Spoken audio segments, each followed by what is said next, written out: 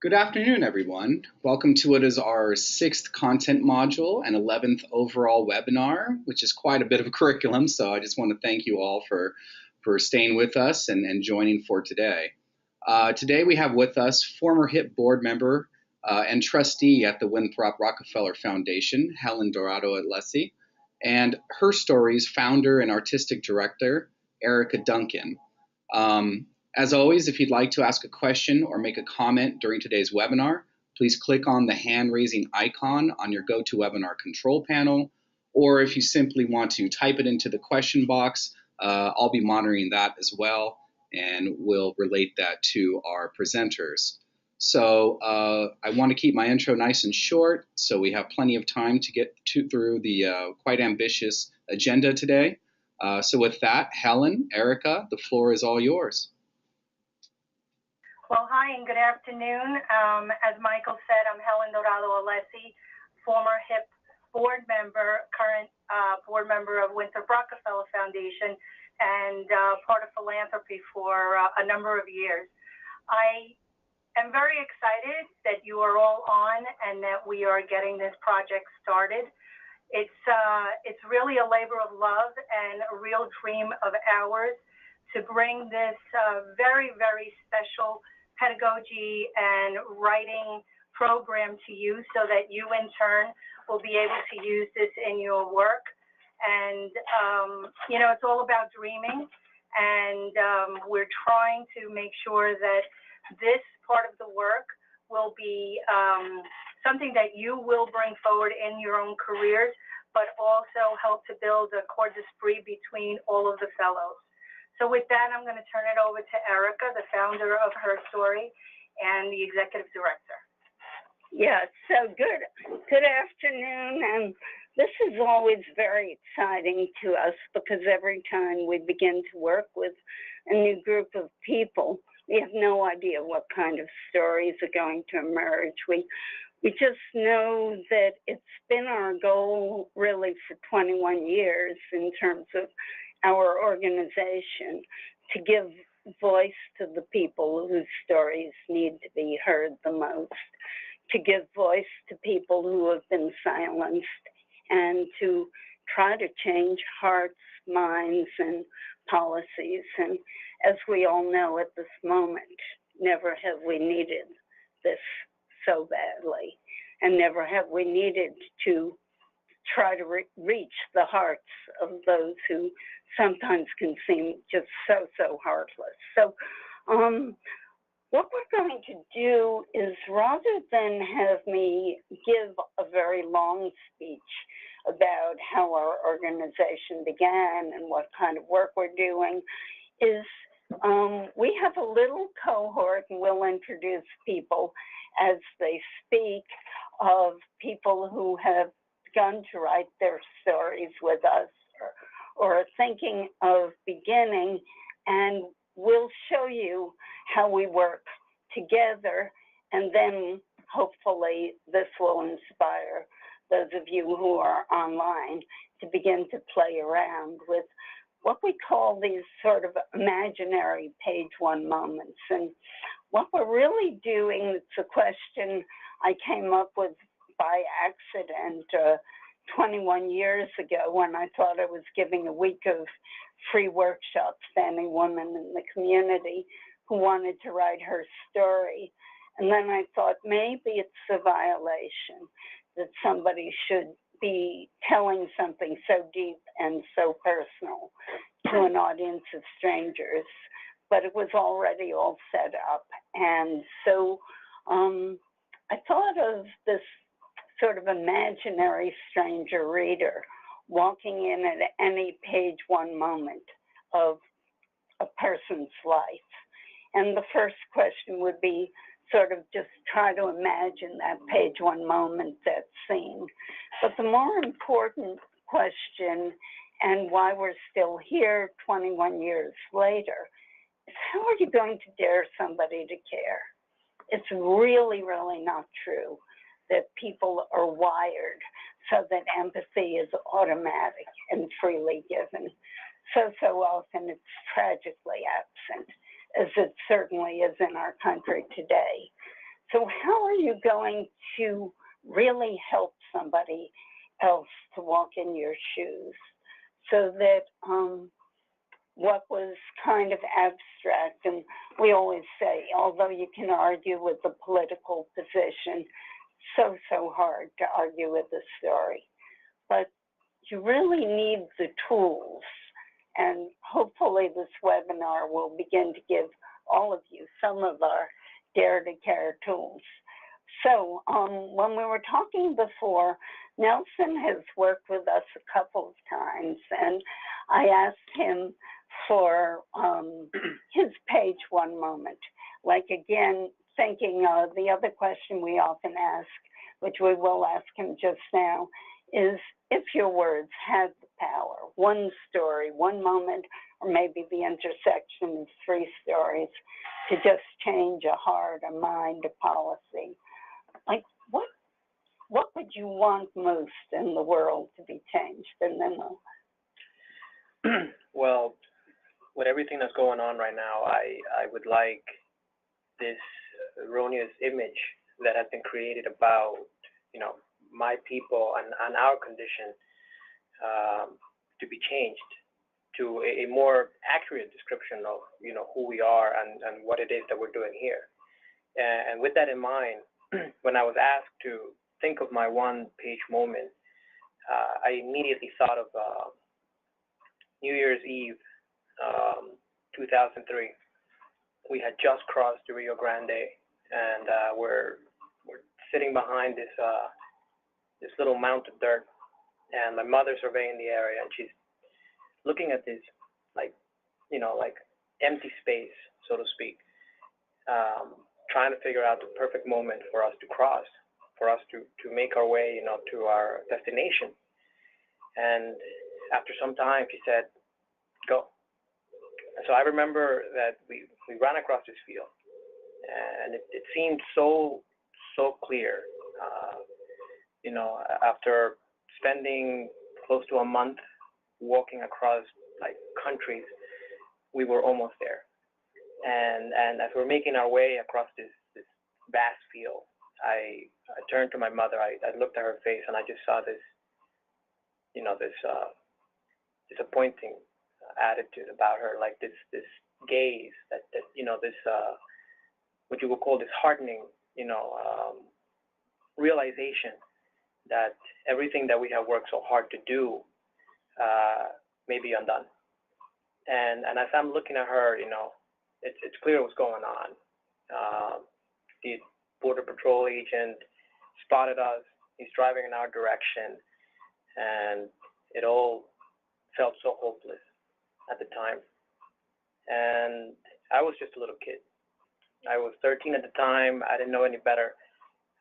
To be frank, I was tired.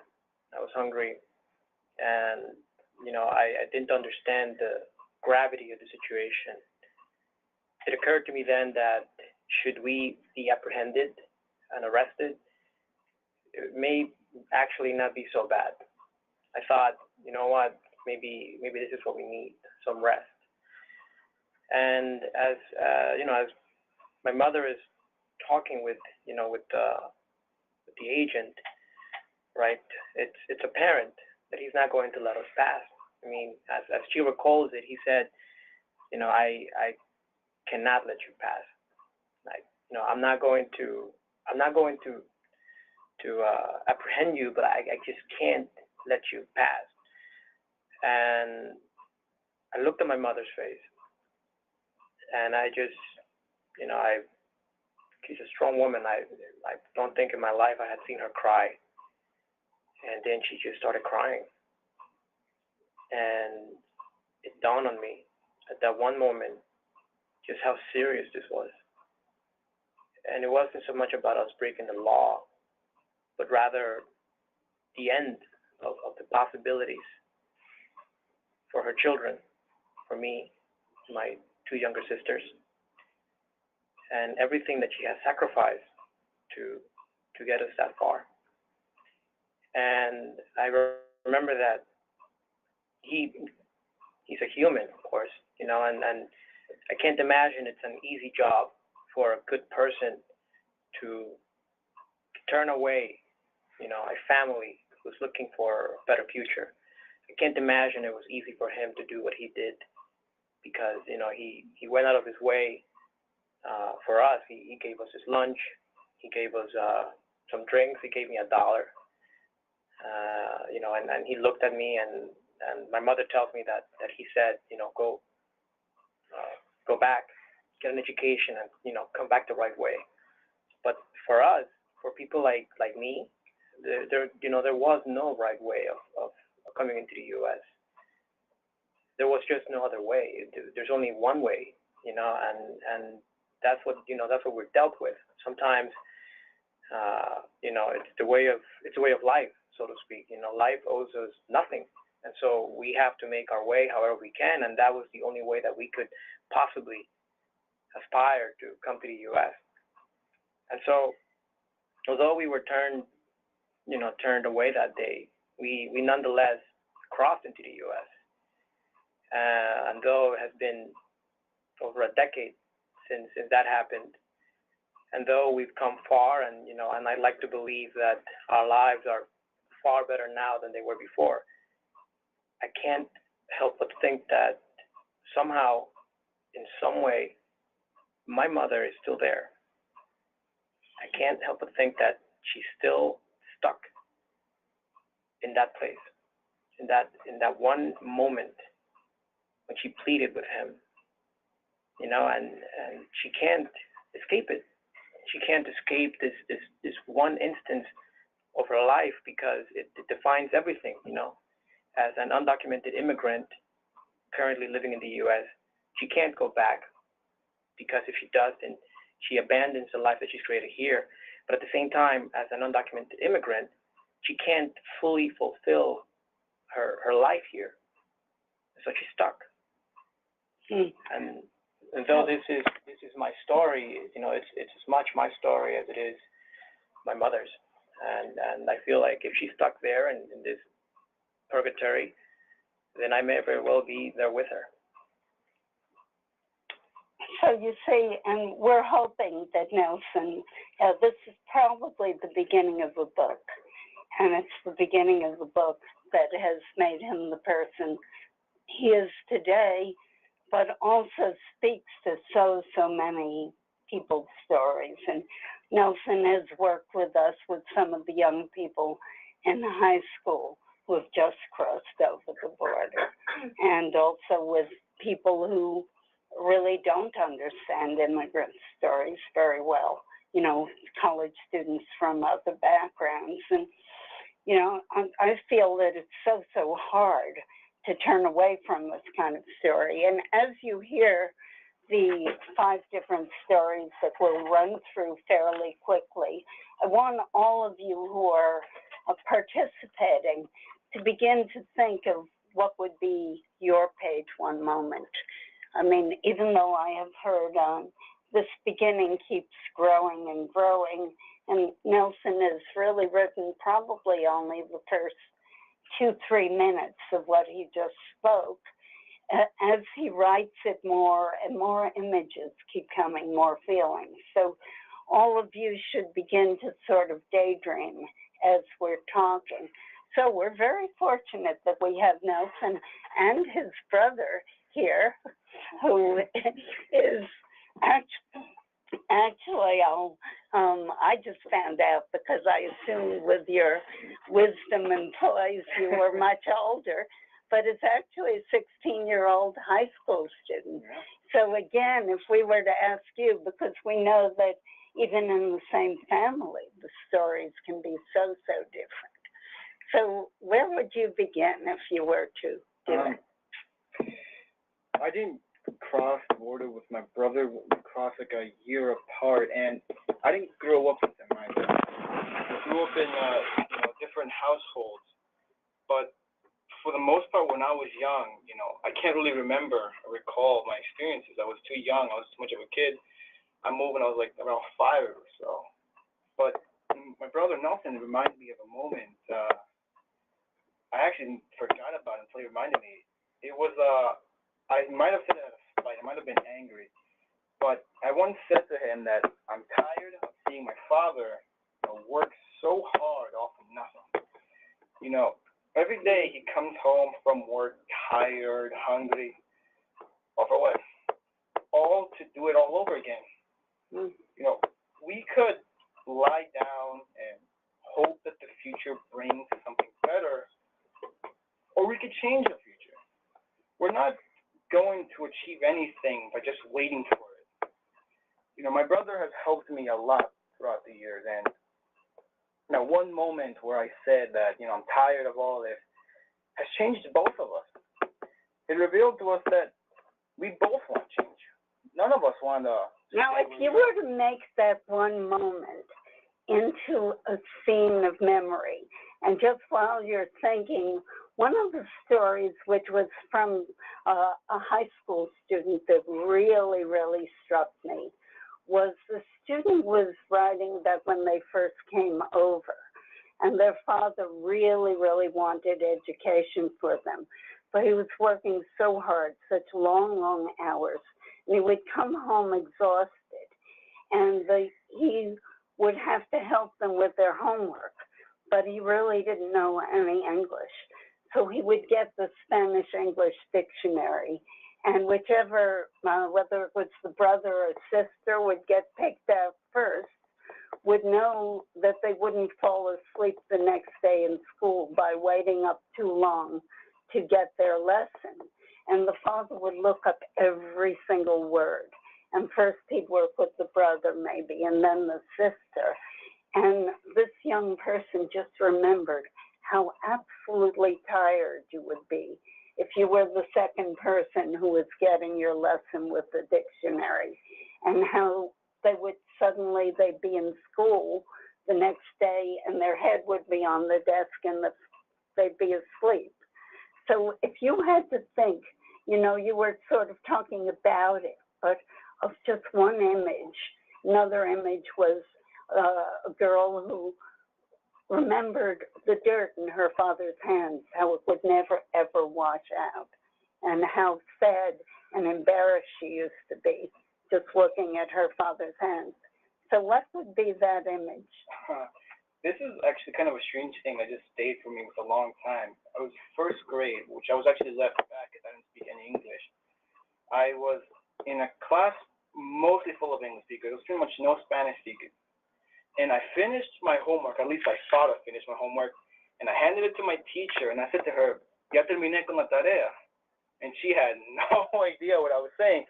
And I remember feeling so embarrassed because I couldn't talk to her, and she had no idea what I was saying, so I just sat down and just stayed quiet.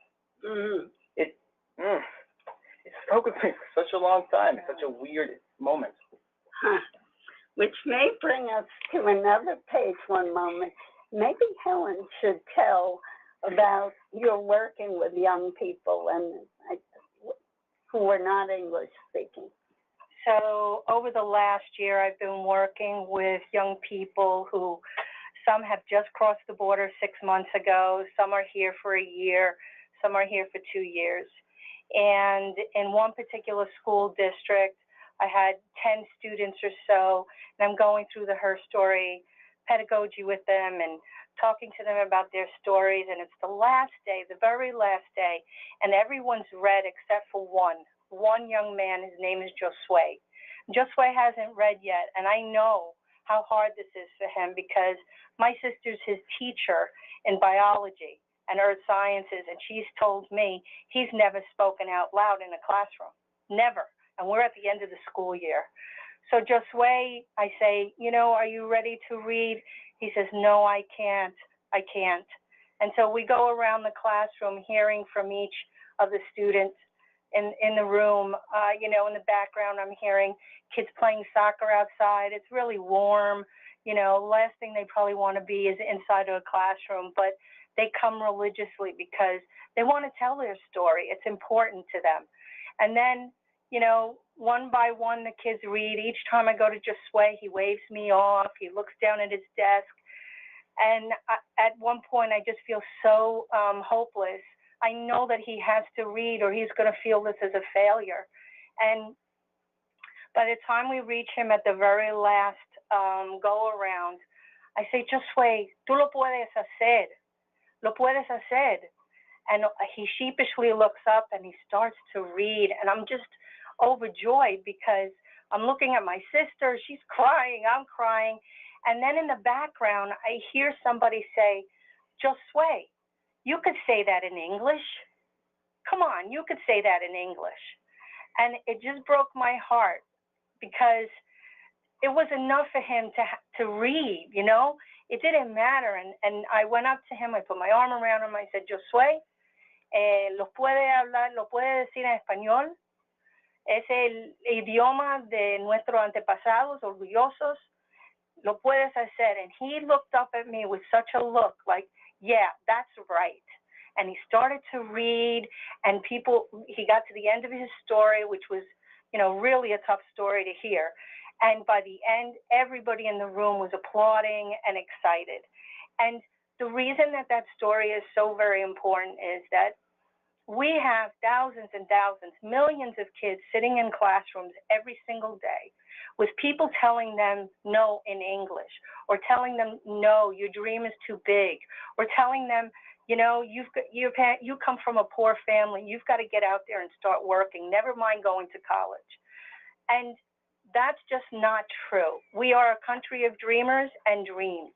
And so that's why that story is so important, because there are so many kids across this nation that know exactly how Josue feels. And so all of you see how each person has different passions, different dreams, different experiences, but somehow almost to go fishing for the right story that will help you tell your dreams.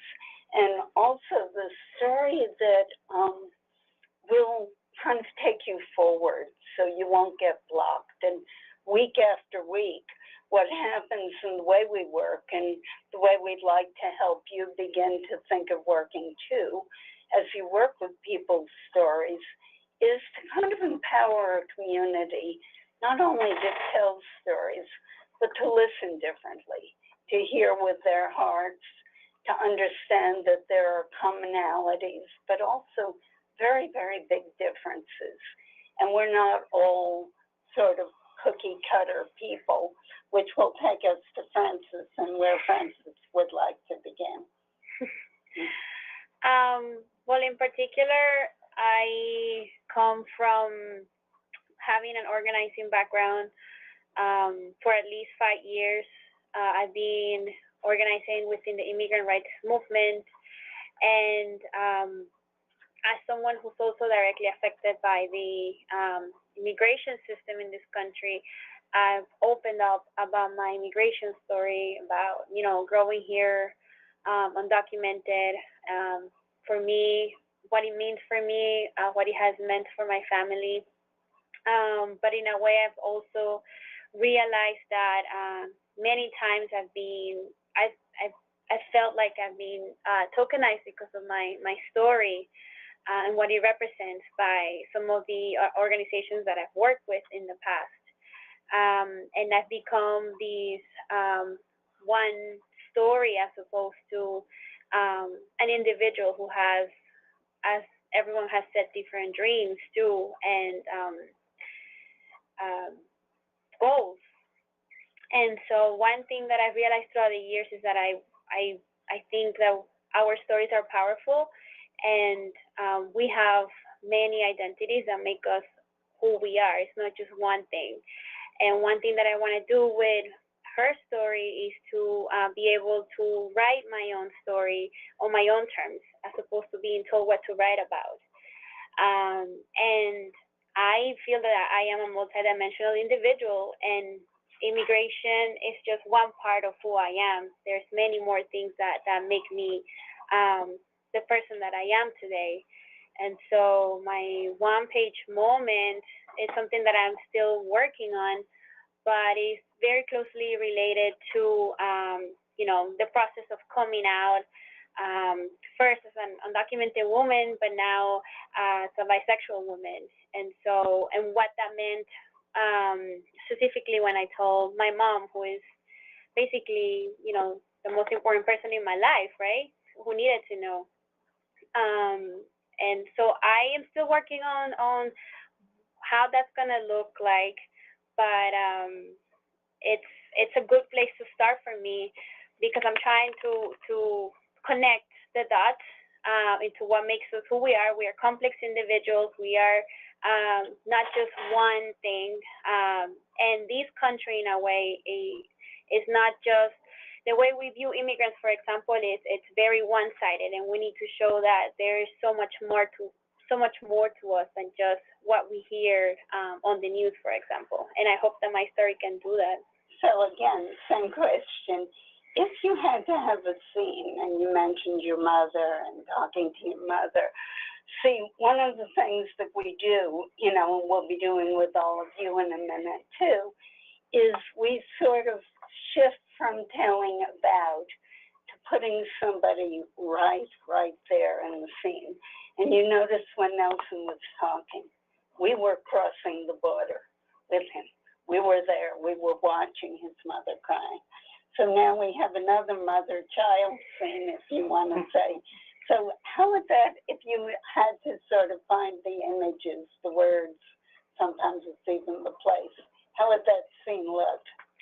Well, the scene happened about 3 weeks ago, so very recently, when I decided to sit with my mom and tell her, you know, that I was seeing someone and that it was someone who was from the same sex as me, and, you know, just trying to explain to her what that meant.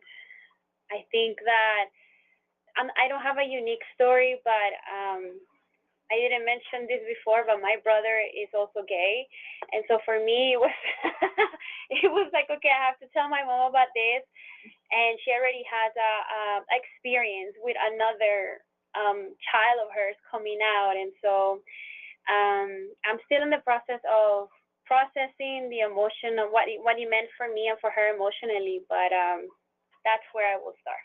Which is really so powerful and so beautiful. And again, I think what Frances said, which is so important, is that even well-meaning people, even organizations that work for justice, they try to tell us who to be.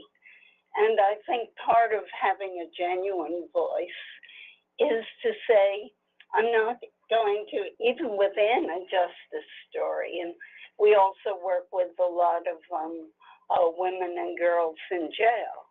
And again, it's not the story of the stereotype. It's the story of the whole person. And I think that that's very, very important. So I guess we have to come clean about the fact that we've never done a webinar before. And I'm so used to being able to look at faces around the room as we're talking. So as each of you raise your hands, you know, if you're comfortable and want to be on camera, I think it will help people to relate to you. But knowing that you might change your mind 10 minutes from now, 15 minutes from now, like tomorrow morning as you're having a cup of coffee or tea. We're just going to play now with getting to know each other through this webinar. And we, of course, are really your true strangers. I know that you've worked with each other to some extent, but whenever we've worked with different groups, the stories of the heart that we're looking at are very different from the kind of stories that you might tell, say, if you went to a party or even a meeting, and why are you doing this kind of work? Most of you could answer that or tell what your life experience, but to know your story is very, very different from knowing your journey and trying to take someone else on it. So somebody, we just need volunteers to start, and Miguel will kind of see who's raising their hands and find someone.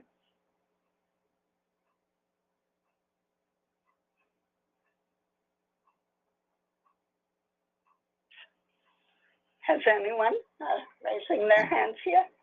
So yeah, again, just if you want to speak up and join in the conversation, please just hit the hand raising icon in your control panel, and I will unmute you. And likewise, if you want to go one step further and share your video cam, then you can do that as well. It's the camera icon on the control panel. So I'm going to go ahead and open up the floor.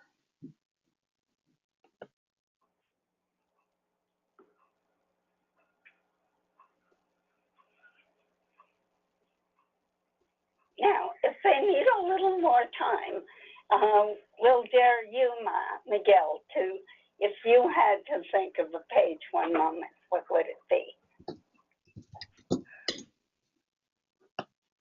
Oh, you're going to just put me on the spot, huh? Okay. Yeah.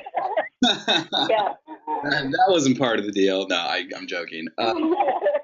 Yeah, no, I mean, I think mine, of course, is not as harrowing as the stories we just heard, but I think mine's something of figments of memories of my history, of my parents, of my grandparents, and I don't know. I guess just different stories and memories that stick with me all my life, from childhood to present.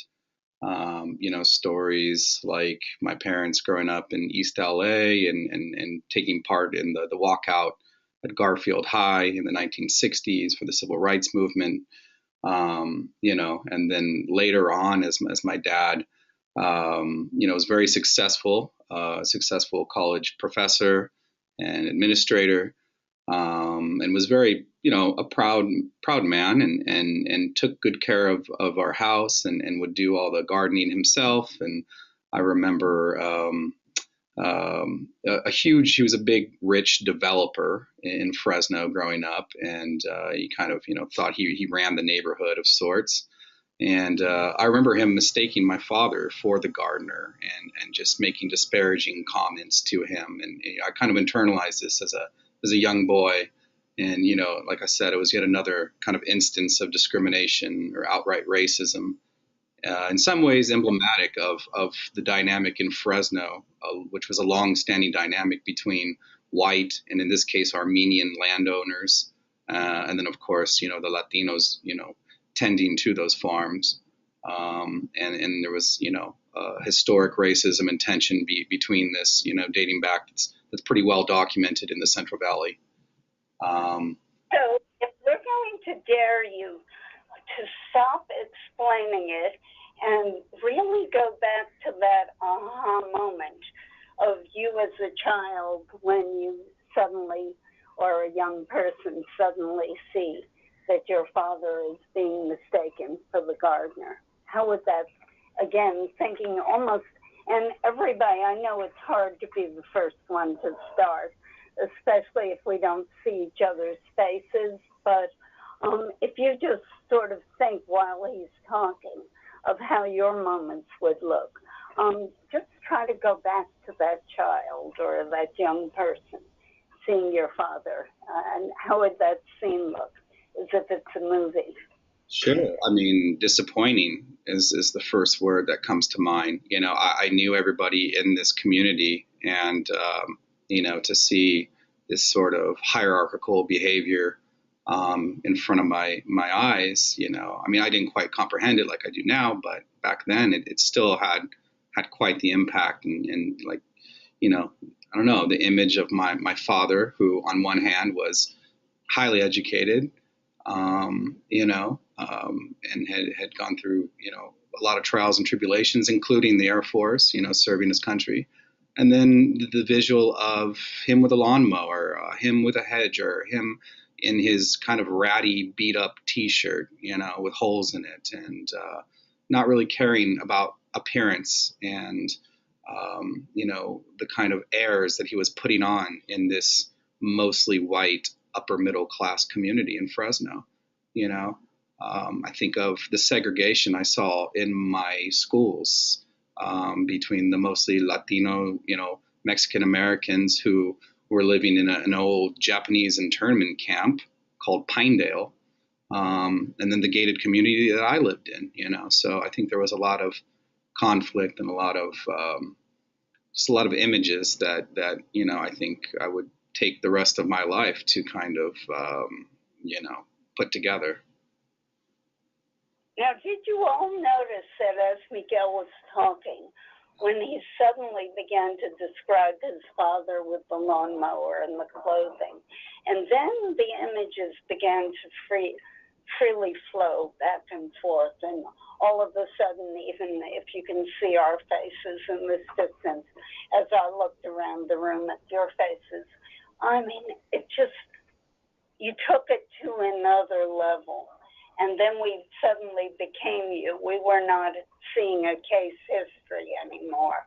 And then suddenly I could see, if you were to write it, that the gated community, all the contradictions, the students in the schools, and then, it could lead into the civil rights movement. It could lead into, usually our journeys are all these different aha moments, like all of a sudden you just realize, wait a second, is that really, really happening?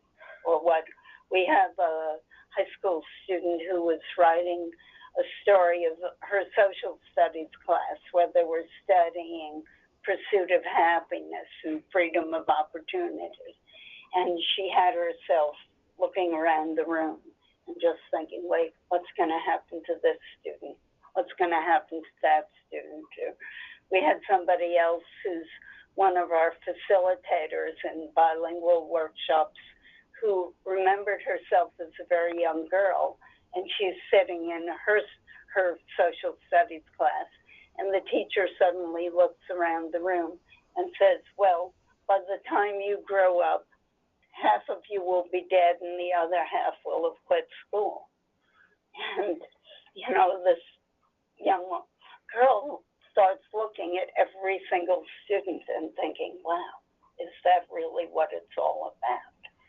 And, I think that we don't see these, although they're hard stories, we see them as inspirational stories. We see them, as Helen was saying, as stories that allow the dream, they allow the strength, they allow the voice, so that somebody maybe don't think of a difficult story, but somebody maybe who's just willing to share a dream or why you're doing the work you're doing.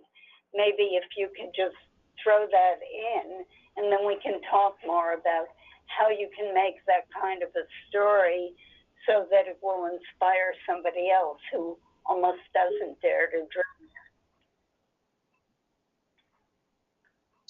Okay, so again, I'm monitoring, so just hit the hand raise icon and I'll unmute you.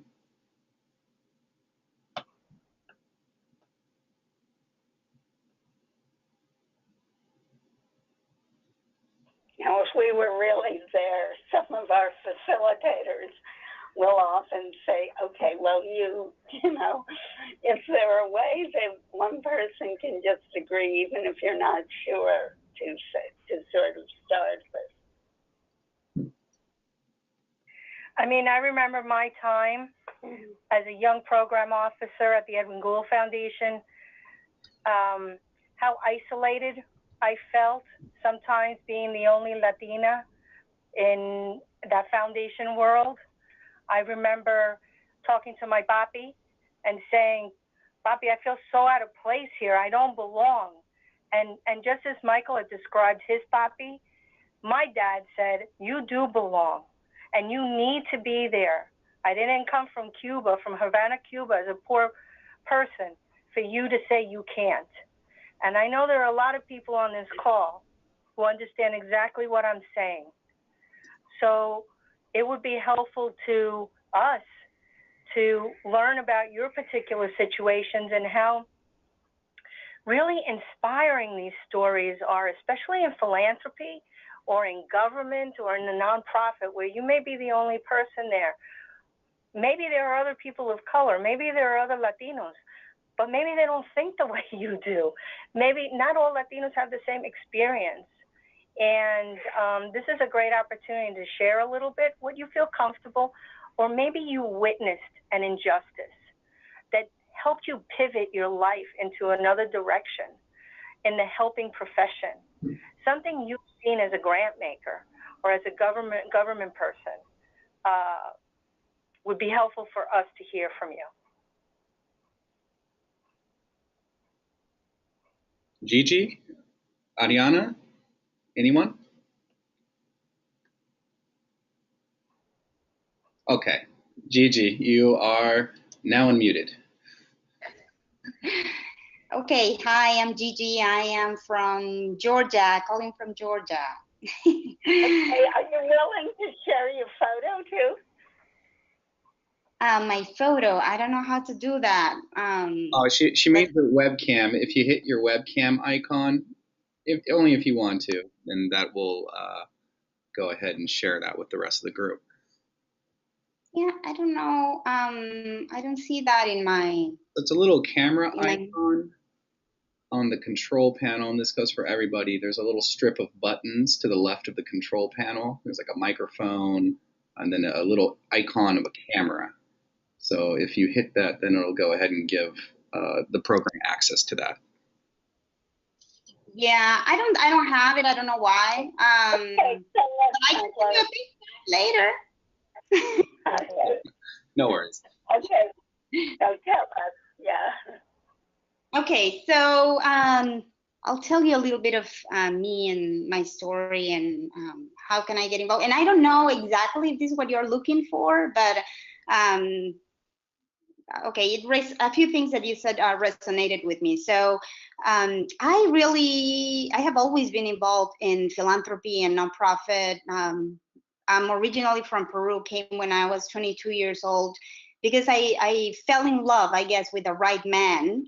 And so what happened is that I did not know about the struggle Latinos faced in the US. And I did not know that as soon as you come here, you are given this label that is Latino, Latina, or Hispanic. And it's something that it takes a while to embrace, because I never really planned to live in the US. It just happened that I ended up staying because I fell in love. And so it was really very much a personal journey to, move from, oh, I'm, from Lima. And so, what I see, what I represented and what people saw in me, in my mind represented, I don't know, maybe 5,000 people in Georgia or in the South. Then when I accepted, okay, I am Peruvian, then, you represent and sort of you're the face of, double. Then, I'm South American, and all of a sudden, I'm representing, 200,000 people in Georgia. And then when you finally accept the label and embrace it, then you realize the potential that you are one of, in my case, one of a million people, right, in Georgia. And what you do and what you say and how you are seen, it's a proxy for so many people and the responsibility that it comes with it. I came and I worked in the hospitality industry, and I started volunteer for a nonprofit organization here.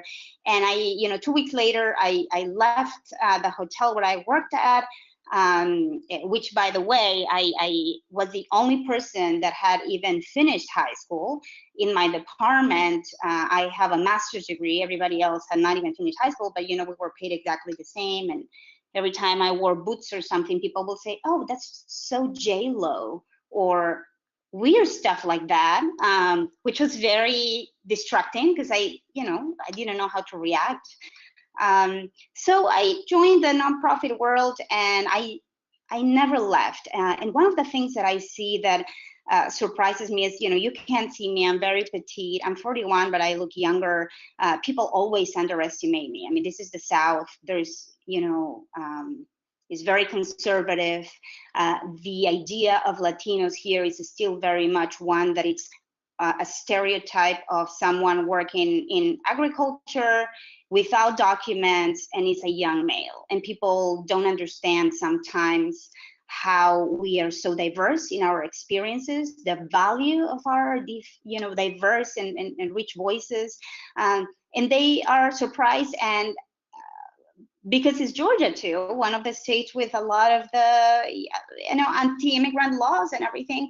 It is a liability to be Latino now more than ever. And so many people that can distance themselves from this label, and that's something that's so hurtful, and it limits the potential of what we can do as a community, because often people in positions of power, of influence, that can I guess, for lack of a better word, bridge or blend with other communities, decide not to speak out because it becomes a liability in their careers, in their professions.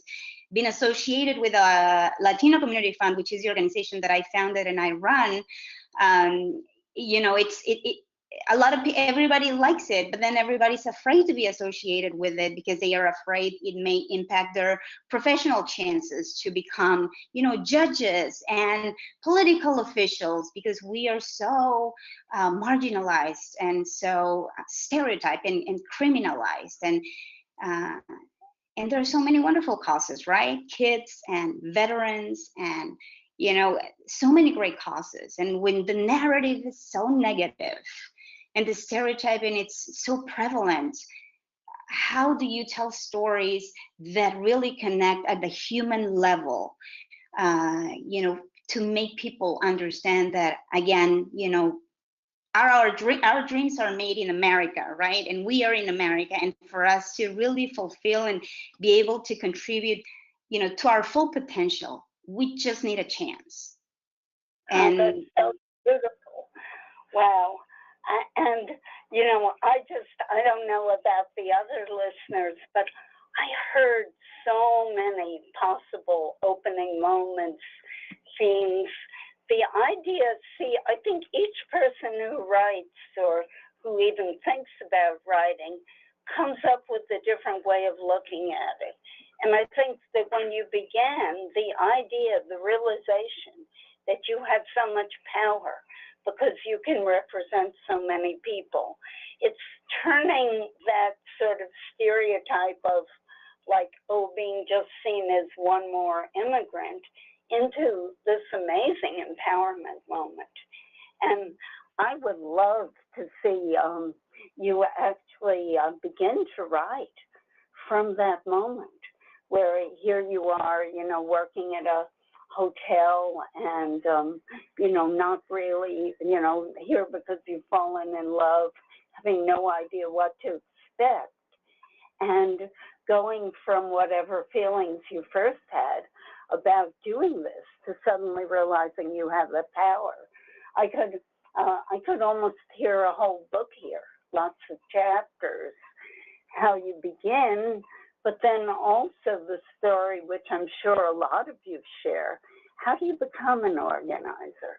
What makes somebody suddenly say that? When I look at a group of high school students or even college students, what I'm hoping is that beginning to tell their stories, they'll take those stories into action.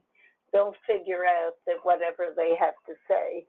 So if you had to, again, what we were saying before, if you had to pick a page one moment, what page one moment, where would the reader or listener find you at the very beginning?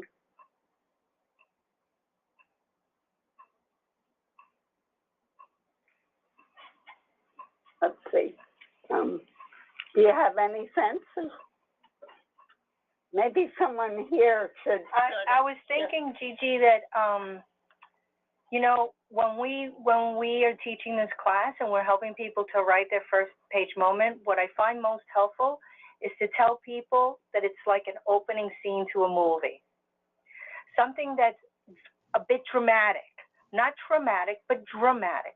Something that will keep the person wanting to read more and more. Where is this story going? How does she survive? What is she thinking? What does she even look like? So if there's one moment, one conversation you overheard, or a memory that triggers back a conversation you had with your mommy or your papi, something that brings us in, draws us into the story, what would that be?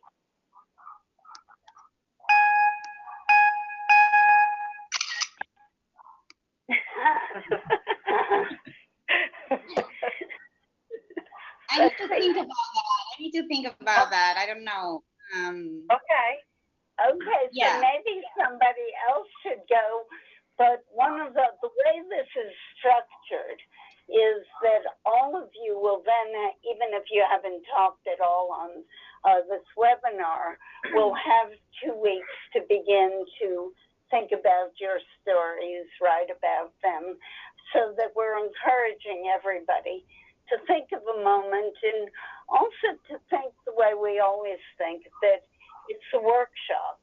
And Right. sometimes the writing is, even if you've been a professional writer, a grant writer, or whatever kind of writing you've done, this is a chance to write very differently, kind of in your own way, in your own language, and just however it comes. And we even have words like jaggedy and sort of just like that stream of thought.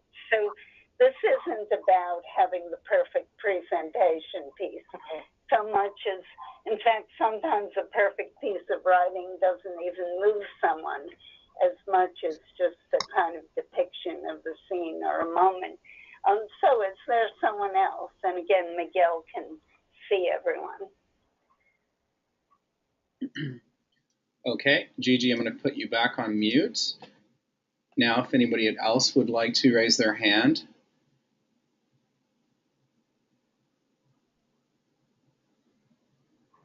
I don't want to have to start calling on people. Oh, do it, Michael, do it. Dare you. All right, how about Daniel? Or Sorry, Daniel.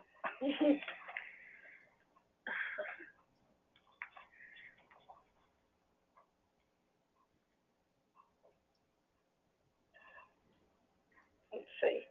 Ariana? Is it okay? Oh, we got one. Okay. Okay, Magali, you are now unmuted. Yes. Okay, you can hear me. Great. Just figure out the camera or no? I don't have a camera. I'm at my office. I work for a bank and we don't have a camera. I actually had to get permission for IT to even let me watch the webinar on my computer here. So I'm here listening, and there's so many things that resonate with me.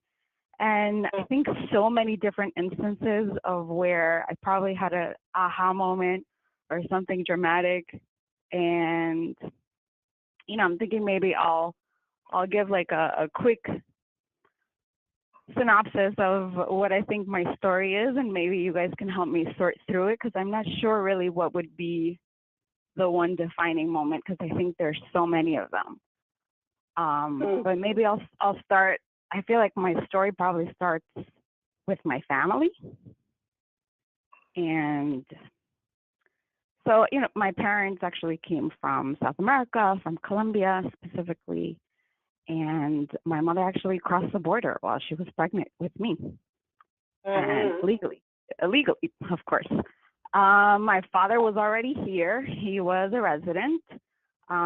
They were sweethearts since they were in high school, and my father had gone back, and my mother got pregnant, and they weren't married, and so they didn't want to wait because we have the whole Catholic family, and that couldn't happen. That she would be over there and he would be over here, and they didn't want to wait. So basically, she crossed the border while she was pregnant with me. Ended up in New York, growing up in Jackson Heights, Enclave neighborhood. My mother then went to school here, became a teacher, bilingual special ed teacher. My father was a jeweler. And then having the transition of, okay, we're moving out of Jackson Heights, and now we're moving to a better neighborhood. We're moving to North Flushing, Queens, and, having a completely different experience, not really being around other Latinos and people asking me, you look a little different and you have a little bit of an accent. You look white, but what are you? And it's like, well, I'm American. I was born here, not sure what I am. And sort of discovering that, like, I'm not American, and then, but I'm not Colombian, so which am I, you know? And then having to figure out, well, what is that, you know? And then really exploring the Colombian culture and the Colombian history, and trying to figure that one out. And then the groups of friends, and having, you know, the different cliques, you know, these are my Latino friends, these are my American friends, and finding that I kind of really didn't fit into either one. And then having my own little group of friends, where one of us was like Albanian, the other one was Chinese, and one of my friends was Spanish, and then there was me, and we were, I don't know, I guess the oddballs there. And then just seeing that and exploring that throughout college, and really getting more involved in social issues for Latinos, and through different things that you know I did. I mean, to make a long story short, I ended up working in the nonprofit world, and started seeing that more and more I was very frustrated with the way things worked, and I mean, around the nonprofit world, and seeing that you kind of had to be in a position of power and affluence and money, and understanding how things really worked. And so sort of ended up in the corporate world, and now in a position where I am now able to work with different nonprofits, but really limited right now in what I can do with immigrant communities and Latino communities, because for whatever reason, I guess the philosophy here is really to work locally, you know, and definitely disadvantaged communities, but not really label anything, and really finding that frustrating, just because I see that people want to sort of generalize things now, and I just don't think that our communities are affected the same. You know, I'm also very involved with a Latino professionals organization. I don't want to say the name because I'm not sure, you know, if I can. But also seeing that organization that had started as a Latino organization is really expanding to be more inclusive of other ethnicities and backgrounds. And I'm in my head, and also I'm being very verbal and saying, you know, these people don't need the amount of help that we need. Like, you know, I understand that you want to be inclusive of Asians, and like, but they're really the minor minority. They don't really need the push that Latinos need. They're definitely excelling in things like STEM and tech, and we're not. We're falling behind. And I remember being very frustrated as a young kid, and not seeing those role models of other Latinos. Like, the only professional Latino role models that I saw were news anchors, and most of them didn't even speak English well. You know, and to me, it's just frustrating to see also the Latino organizations diverting from that. And I remember just having this conversation with one of the regional directors of this organization, and you know, he's very, very candid with me. And I mean, he's actually like from Ecuadorian parents, also born in New York, served in the military, very accomplished, now working in a big bank. And as he's trying to excel now in his career, he's expressed that he's trying to get away from diversity issues and being linked with inclusion and diversity, because he feels like he's getting labeled that way, and he's not able to really, you know, get out of that position and really go into something more, I guess, where he might make more money. So if you were, again, the same thing of, and, as you were speaking over and over, and I think it's such an important story to be told, and especially for the nonprofit philanthropic community, is the frustrations and there are so many, and it's like, and the childhood frustrations I think we'll all weave in, as well as even the border crossing story. But if you were to sort of pick like the one moment that would help people understand that all isn't well. And as you were talking, my mind just went racing, because one thing that we do with Her Story Writers Workshop is we have partnerships with a lot of school districts, with 4 different county jails, with so many broken systems, but even also the funders sometimes. There's so much short-sightedness, there's so much pigeonholing, there's so little dreaming sometimes.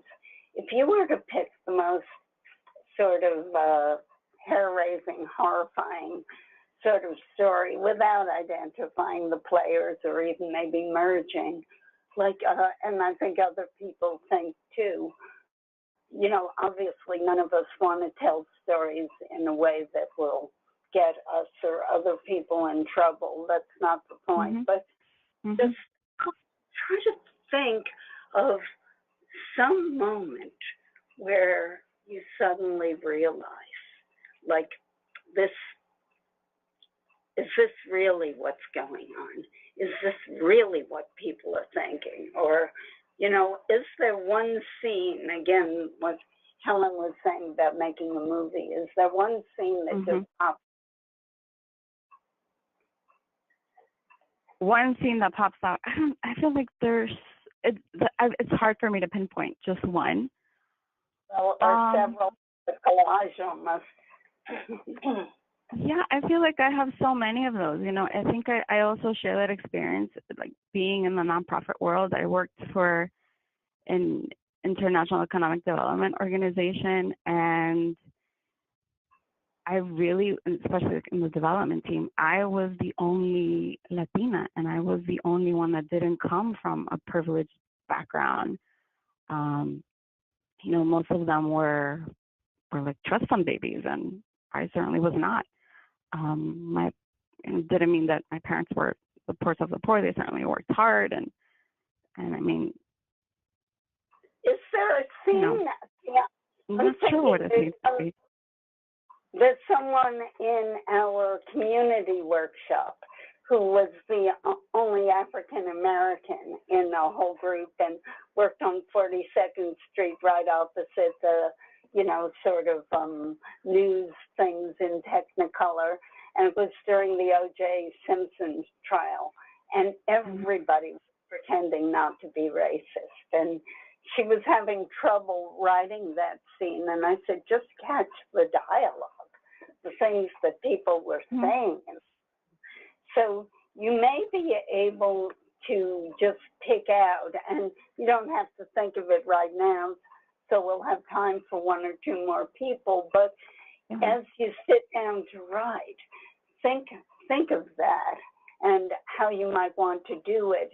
And just before we leave you, though, in terms of the border crossing story, as you were talking, I was thinking of a number of young people who have memories. There's somebody, and in fact, we can give you we can't give you the link because it's a secret link. That's the other whole business of what does it mean to be living in a time when some people aren't safe to tell their stories. But we had a young high school student who wrote this amazing, very heartbreaking story of how her mother was a teen mother, had her very, very young. And when she was about a year old, the family decided they really had to leave their country. And what happened is said everybody told this young teenager, you can't take the baby, leave her behind, because she'll cry and the whole group will be apprehended and we won't get across. And Wow. the mother just couldn't do it. She said, I have to keep my baby, I don't know. So she finally gave her so much medication so she wouldn't cry and she'd be quiet. And this girl didn't, because she couldn't write it as her own memory because it wasn't really her memory. But as she wrote it, she talked about just being a young child and beginning to hear her mother tell her the story. And then after all the struggles, they all got separated, and the mother somehow, miraculously, they got back together again. But it might also be that part of those stories, and not just for you, but for any of you on this webinar, part of the stories may really be how you hear your parents' stories. Sometimes the parents who have had very, very brave dreams, sometimes children don't hear it for a long, long time. And, you know, that's part of it also, being very moved by it. I'm listening to you, and I don't, I still don't think that I have a singular thing, but I think that there's something about all of this that definitely does have a common theme for me, at least, and it's perhaps the shame, because I remember saying this to someone, that my mother had done that, and my mother was like, why did you say that to somebody? That's what people don't need to know that. And I told her, it's like, Mommy, I was like, I'm proud that you did that. Like, I have no shame about that. She was like, no, you can't tell people that. And I have no embarrassment. And I've seen that with other Latinos, and as they start to excel or progress, where they start to deny really a lot of their heritage, and I think that's the story also that I see with this director, where he wanted to stay away from diversity and inclusion, and these were roles that were just like falling on his lap, and he was turning them away. And I remember I looked at him and I said, when we go to the Cornell Club, because now he's going for an executive MBA program, and I said to him, when we go to the Cornell Club, have you seen how the Latinos that are serving you, they come over and they say hi, and they're very extremely nice to you? And he's like, yeah. He's like, yeah. He's like, they're nice guys. And I said, do you know why they're so nice to you? And he's like, well, I guess because I'm Latino. And I'm like, but why? I'm like, you represent the struggles that they went through. I'm like, you are their kid, you are their nephew, and someone who's actually made it, because you're the only Latino sitting in that lounge full of Caucasians. You represent something to them. And he got it. He's like, I never thought of it that way. And I said, you need to keep doing what you're doing. I'm like, you can't shy away from it just because you're being labeled something. Oh, wow.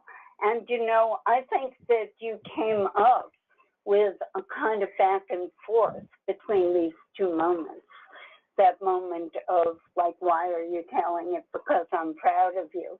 And if you could just even, like, again, in the writing time between these two webinars, just, try your hand at writing that scene and then shifting into this other scene. Because, again, what we're hearing here, and it's interesting because that's like the aha moment of the first story of, oh, you mean I represent so many people.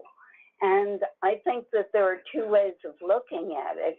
One is that you represent the bad stereotype or whatever that has been imposed, but the other is making our own images, and that whole idea of the collapse of shame and of being able, I just see, as we think about this, which is probably, I guess we're running out of time, a good way to end this, as you think about it, I think you want to think not just so much, we know the stories and they're heartbreaking of all the Mhm. pain. But Mhm. the human spirit, and for those of you who are activists, who are in government and philanthropy, the triumph of that spirit, so that, and the capacity to turn the power relationship upside down. So somebody isn't defining who you are and how you're going to be, but you're the one who can say, even as a child, but look, I'm proud of you. And later on, you're the one who can say, look, no, you represent so many people. So I'm hoping that all of you who have been on the call will try your hand. Don't worry about the stories being perfect. There's no such thing as what we want or the right way to do it, but just play with it. And I think Miguel's going to tell you how to post it on Wigio, and we'll be back 2 weeks from now. You know, so is there any closing things, Miguel? Or No, you've been absolutely wonderful, and thank you all for joining. And we'll meet here again in 2 weeks, same time, same link. And do you have any sort of parting notes for the group on maybe what to expect in this second part of the webinar? I think in the second part, we definitely will want to have people reading their stories. And I think that the more stories we have, the more page one moments. But even if you haven't gotten to writing it, if you just have more thoughts about where you begin. The other thing is that we really welcome questions about how we work and how this idea of having a whole pedagogy based on creating empathy, creating caring, how that works. And finally, we can send people the link. But for those of you who are in the New York area, we are having an institute going into its second year on teaching for peace and justice. And if anybody is interested, we would really welcome new people. Any other questions? Just that we also have a workshop. If you're in the New York area, we have a workshop in at Hofstra University on Friday mornings, 10:30 to 12:30. You're all welcome. And if between now and Patchogue and other parts of Long Island, but also if in between the 2 weeks you just need to chat, you need a little bit extra help doing this, I'd be happy to be available. Erica, I'm sure, will be happy to help out. So don't be shy, but you know, it's about sharing the story that you're comfortable doing. And I feel really honored that you're all participating. Thank you so very much. Okay, and I think if you need, my email is eduncan, EDUNCAN, @herstorywriters.org. And we can send it to you, and I don't know if you want to give yours. Yeah, Michael has our information, but mine is hda0404@AOL.com. Yes, I know it's old school, it's AOL, I got it, but I'm old school. So please feel free. All right. And So thank you to you. I'll be sure to Okay. disseminate all this information along with the recording of today's webinar.